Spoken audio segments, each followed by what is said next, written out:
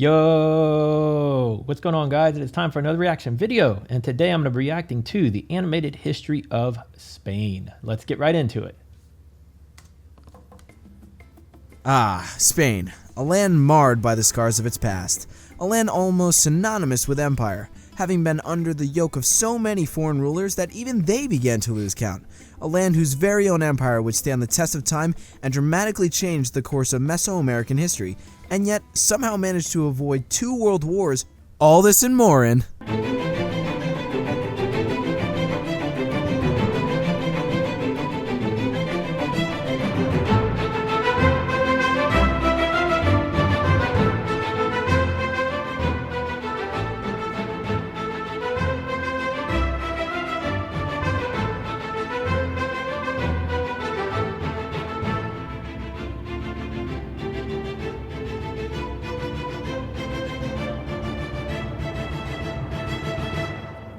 That was quite the intro.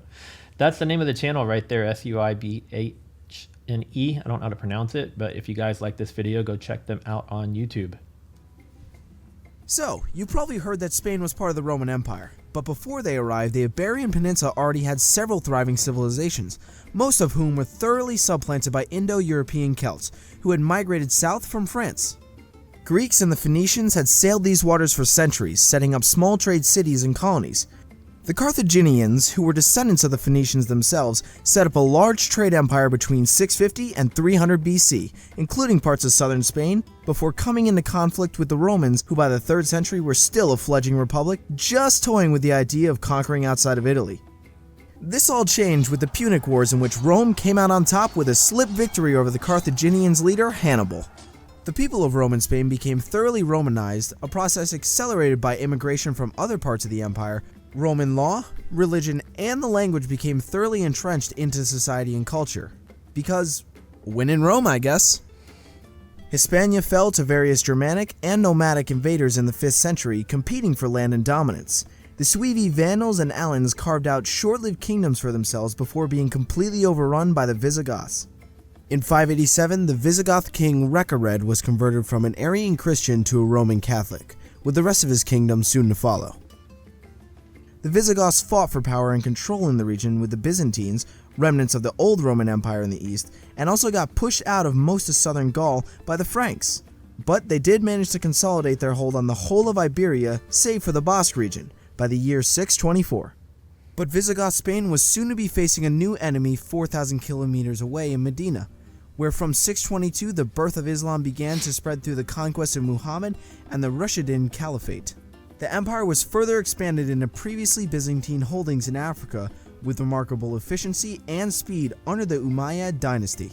In 711, a Berber army crossed the Straits of Gibraltar and conquered the fractured Visigoths, slowly invading further north, halted only by their defeat by the Franks at the Battle of Tours and the Spaniards at the Battle of Covadonga. The Umayyad dynasty's collapse at the hands of the Abbasi allowed one Umayyad fugitive to claim the Spanish lands for himself, first as the Emirate and then the Caliphate of Cordoba, also called the Al-Andalus. It is around the 800s and 900s that a centuries-long process called the Reconquista began, in which Spanish Christians warred against the Muslims with the goal of driving them out of Spain. The Spaniards and the Portuguese saw the Muslims as outsiders, both in culture and religion, and very little integration happened between the two classes. The Reconquistas saw the Christian domains in the north increase in size and the southern Muslim kingdoms fracture into the Taifa state, until the Almohads united them again in the 12th century. The Almohads put what would be the last nail in Muslim Spain's coffin when they implemented a strict kill or convert decree throughout their domains, causing a mass exodus of Jews and Christians from Cordoba into the northern Christian kingdoms. A crusade was led against the Almohads from 1212 to 1250 by an alliance of Spanish kingdoms driving the Moors to a land known as the Granada. Castile and Aragon, two of the most powerful kingdoms in Hispaniola, united with the marriage of Ferdinand and Isabel to create the Kingdom of Spain, which also conquered the last remnant of Muslim Granada and the Basque Kingdom of Navarre. Around the same time, an Italian sailor was bumping around from country to country seeking sponsorship for a voyage to the East Indies. Finally, on meeting Isabel and Ferdinand, and after about 2 years of indecisiveness, King Ferdinand agreed. Can I borrow some money? Finally, on meeting Isabel and Ferdinand, and after about 2 years of indecisiveness, King Ferdinand agreed to fund Columbus's voyage, in which he discovered the Americas. if by discovered you mean after Viking Leif Erikson and the people who already lived there. The Spanish Empire in the Americas would change the world forever, at first propelling Spain to superpower status. But as soon would become evident, the discovery of new lands and the building of an empire wasn't enough to occupy the mind. Quick question for anybody watching. I saw a live performance from John Leguizamo about probably 3 years ago, because I think it was just before COVID happened. And he does a really great job of telling the history of different Spanish origins. And it goes well beyond that. Has anybody seen that? I'm just out of curiosity. Has anybody watched that? And then I need to find out myself if that's somewhere that it's available now in video format somewhere, if it's on one of the streaming services, because I'd love to go back and watch it again, because he goes over so much history in that performance. It's not a comedy act. I mean, every now and then he'll drop a few jokes here and there, but it's just it's storytelling of history, and the way he put it together is just really, really interesting.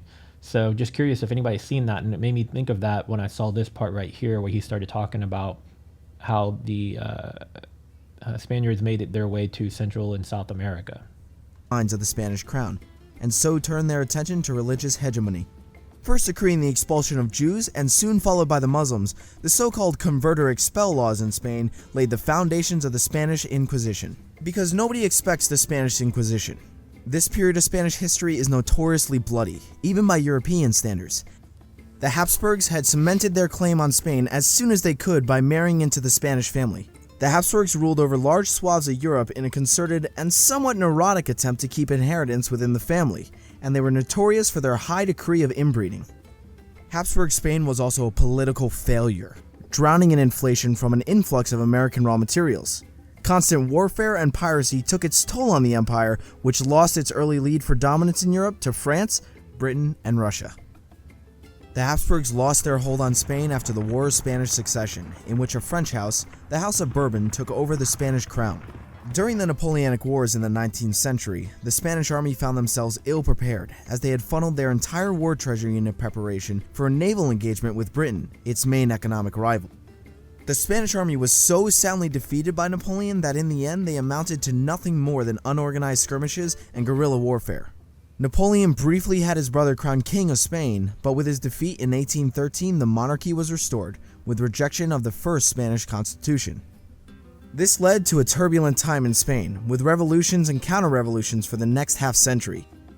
In 1873 the monarchy was abolished and the first Spanish Republic founded, the Italian king they borrowed famously abdicating while declaring the Spanish ungovernable.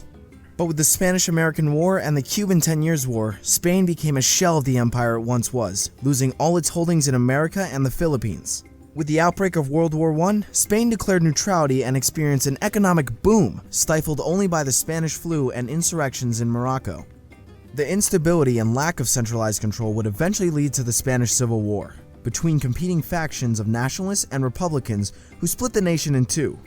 The Civil War is a long and grueling topic that has such complex motives and ideologies, not unlike those happening in the rest of Europe in the 1900s. So complex in fact that it deserves its own video, which is why you should go to my friend over at Feature History who has made just that.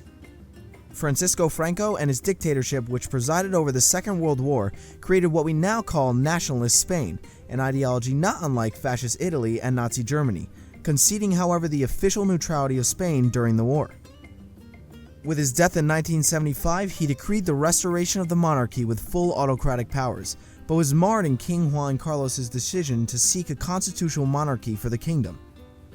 Spain joined the European Union in 1986, which helped stabilize the economy and industry in the new government. The boom in tourism and economic growth in Spain were unprecedented at one point, becoming Europe's fourth largest economy.